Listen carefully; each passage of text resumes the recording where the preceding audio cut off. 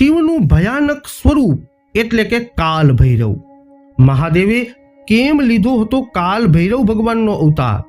નમસ્કાર મિત્રો, અંબા એસ્ટ્રોલોજી ગુજરાતી ચેનલમાં આપ બધાનું ખૂબ ખૂબ હાર્દિક સ્વાગત છે. મિત્રો, નિયમિત જ્યોતિષીય ધાર્મિક જ્ઞાનને લગતા વિડીયો જોવા માટે તમે અમારી ચેનલને અત્યારે સબસ્ક્રાઇબ કરી લો. આ વિડીયોને લાઇક અને શેર કરવાનું ભૂલશો નહીં. જ્યોતિષને લગતા મૂંઝવતા પ્રશ્નો માટે, જ્યોતિષના સમાધાન માટે તમે અમારો સંપર્ક અવશ્યથી કરી શકો છો. મિત્રો, શિવ પુરાણમાં ભગવાન શિવના અનેક અવતારોનું વર્ણન છે. તેમાંથી એક અવતાર છે એ કાલ ભૈરવ.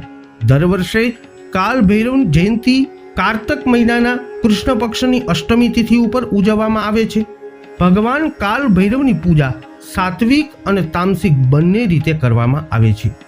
ભગવાન શિવે કાલ ભૈરવ અવતાર કેમ લીધો તેની પાછળની વાર્તા ધાર્મિક ગ્રંથોમાં પણ કહેવામાં આવી છે. કાલ ભૈરવ અવતારની વાર્તા વિશે આવો વધારે વિગતવાર થોડું જાણીએ.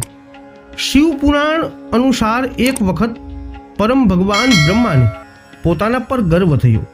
તેઓ પોતાને 3 દેવતાઓથી શ્રેષ્ઠ માનવા લાગ્યા.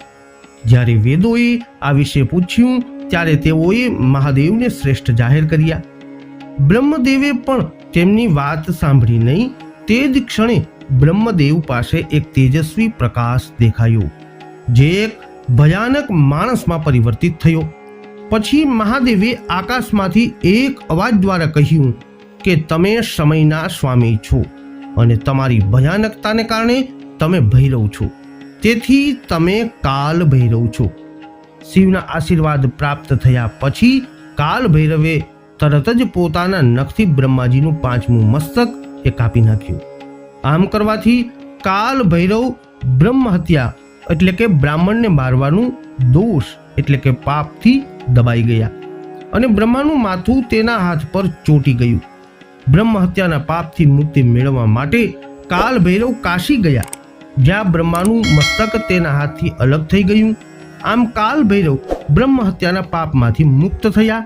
કાલ ભૈરવની ભક્તિ જોઈ અને મહાદેવે તેમને કાશીના કોટવાલ તરીકે નિયુક્ત કર્યા. આજે પણ કાશીમાં ભગવાન કાલ ભૈરવનું એક ખૂબ જ પ્રાચીન અને પ્રખ્યાત મંદિર છે, જ્યાં ભક્તોની ભીડ ઉમટે છે. એવું માનવામાં આવે છે કે જે કોઈ વ્યક્તિ કાશીની મુલાકાત લે છે, એના દર્શન કરે છે અને ભગવાન વિશ્વનાથના દર્શન કર્યા પછી કાલ ભૈરવના દર્શન ન કરે તો તેને યાત્રાનો સંપૂર્ણ લાભ પુણ્ય ફળ મળતું નથી. આ જ કારણ છે કે આ મંદિરમાં દરરોજ ભક્તોનો સતત પ્રવાહ આવે છે. દૂર દૂરથી ભક્તો અહીં દર્શન કરવા આવે છે અને તેમની દરેક ઈચ્છા પૂર્ણ થાય છે. તો મિત્રો, આ કારણે ભગવાન કાલ ભૈરવનો અવતાર એ ભગવાન શિવે લીધો હતો. આ વિડીયો અંગેનો તમારા અભિપ્રાય, તમારા મંતવ્ય શું છે કોમેન્ટમાં જણાવજો. વિડીયોને લાઇક કરજો, શેર કરજો. હજી સુધી આપે અમારી ચેનલને સબસ્ક્રાઇબ નથી કરી તો અવશ્ય કરી લેજો. ફરી મળીશું નવા વિડીયોમાં. જય અંબે.